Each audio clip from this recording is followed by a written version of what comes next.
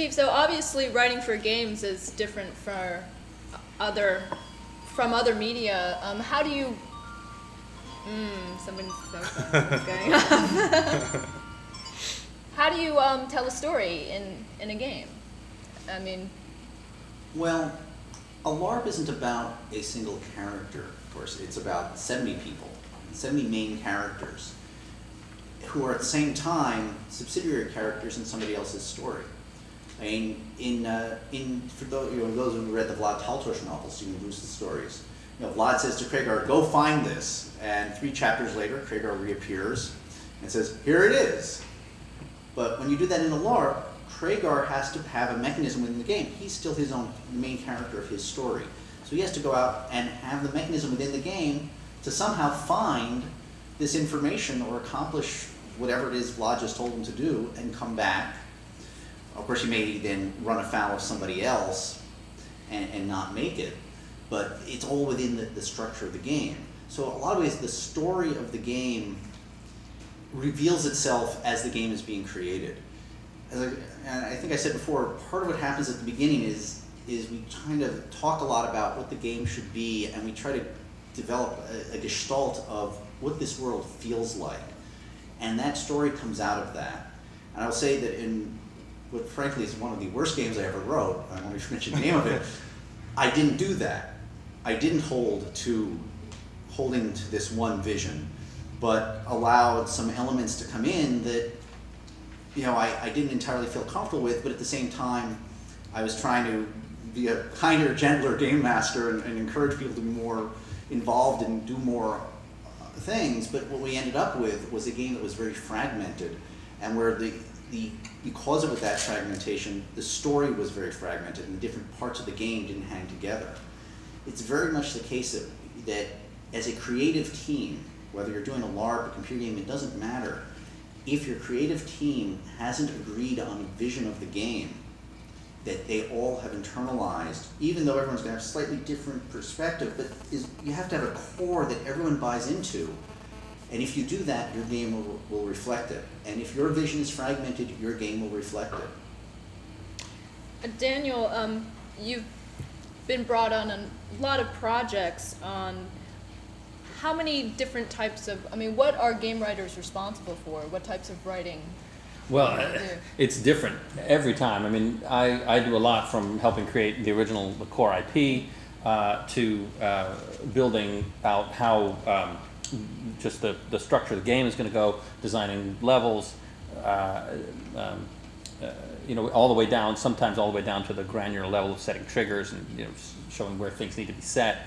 And so you're drawing the maps? Sure, and communicating to the team how, or building flowcharts. There's a tremendous amount of programming in it, there's a tremendous amount of art in it. To be a writer in video games means you really have to connect with a lot of different disciplines. Although sometimes writers are just brought in just to do dialogue. It happens, but writers are infinitely more valuable if they can communicate, if they can structure their own interactive stuff and communicate to the rest of the team how to pull it off. And how early are you usually brought in to the development? It varies completely. Sometimes when they're smart, they bring me in way at the beginning. A lot of times because I only work out of house. I've only been a contractor. I've never been an employee. So a lot of times companies will have some in-house people, and they say, well, we'll do fine with our in-house people, so we don't end up making a deal at the beginning. And then somewhere way down the line, they call me and said, oh, well, can you do some cleanup for us? And I come in, and the thing is a complete shambles. And I won't mention any companies, but there's it's a wreck because none of it is really interactive. None of it really works. So I kind of have to go back to the beginning and try and quickly put in as much of that as I can to the end, and not just clean up the writing of the thing. The interactive part, some people would say, well, that's the game design part. Well, it is. Writers end up being game designers in a lot of ways, and a lot of the good ones are uncredited game designers as well. And a lot of times they structure so much of the game, the story structures so much of the game, or defines how the game is going to be, that a writer actually wears even more hats than designer. But when you come in very late in the game, is there ever when you're early, I can see how the story can affect the design and design can affect the story. But when you come in late in the game, how much can you do? Then you tread water, and you do a lot of design retrofitting, and you try and make things.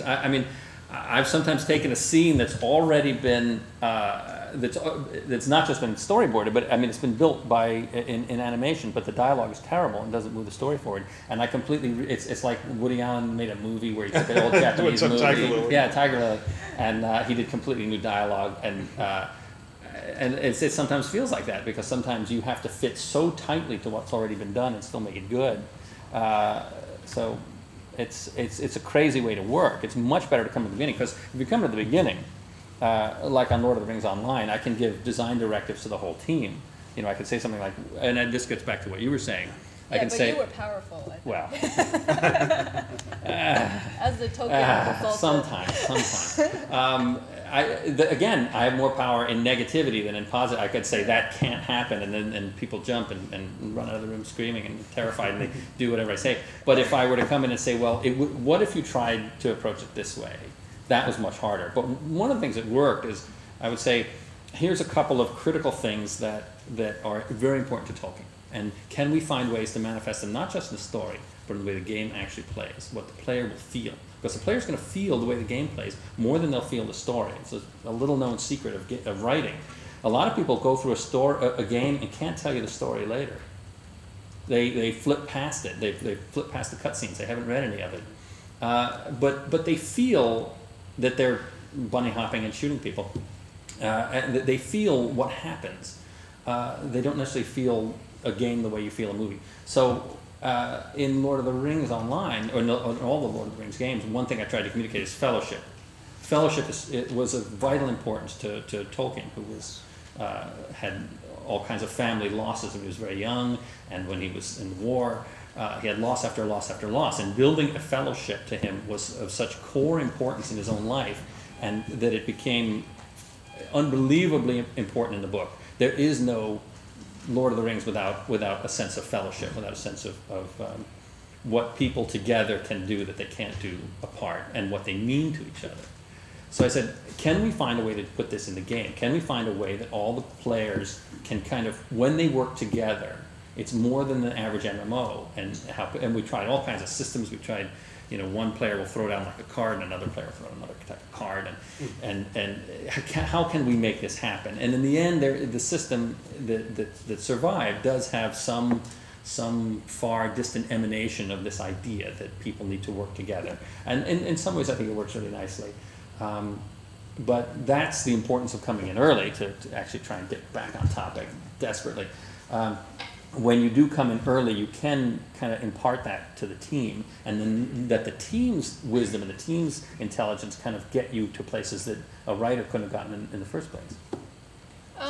I guess I would say that in some instances you don't want to, some teams will not want the writer to tread that line of going into design. Sure. And, Yep.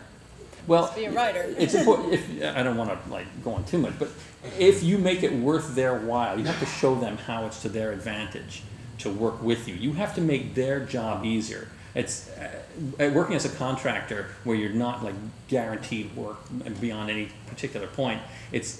I've kind of developed a strategy where I try and make whoever's hiring me, I try and make their job tremendously easy for them, because that helps me stay working. I mean, this is a basic survival thing. But if you can show people how implementing what you've got is going to make their stuff shine, is going to help them actually get their jobs done, which you can do. See, every project's different, but there are tons of examples of how you can do this.